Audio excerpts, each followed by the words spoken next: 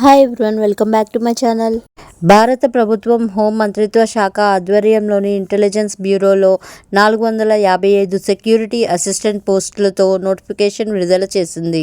దేశవ్యాప్తంగా ఉన్న వివిధ సబ్సిడరీ ఇంటెలిజెన్స్ బ్యూరోలలో ఈ నియామకాలు జరగనున్నాయి. అర్హత గల అభ్యర్థులు సెప్టెంబర్ 28 వరకు ఆన్లైన్లో దరఖాస్తు చేసుకోవచ్చు.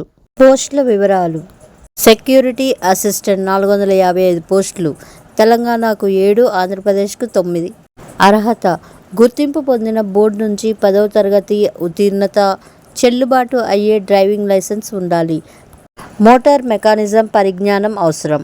లైసెన్స్ పొందిన తర్వాత కనీసం 1 సంవత్సరం డ్రైవింగ్ అనుభవం ఉండాలి.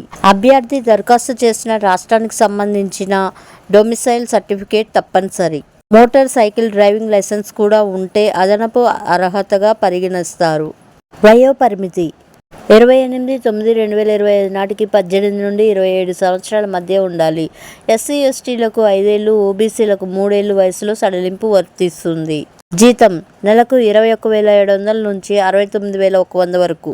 దరఖాస్తు విధానం: ఆన్లైన్ ద్వారా. దరఖాస్తు ఫీజు యూఆర్, ఓబీసీ, ఈడబ్ల్యూఎస్ పురుషులకు 650, ఎస్సీ ఎస్టీ మహిళలకు, ఈఎస్ఎం అభ్యర్థులకు 550.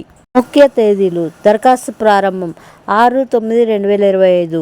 దరఖాస్తు చివరి తేదీ 28/9/2025.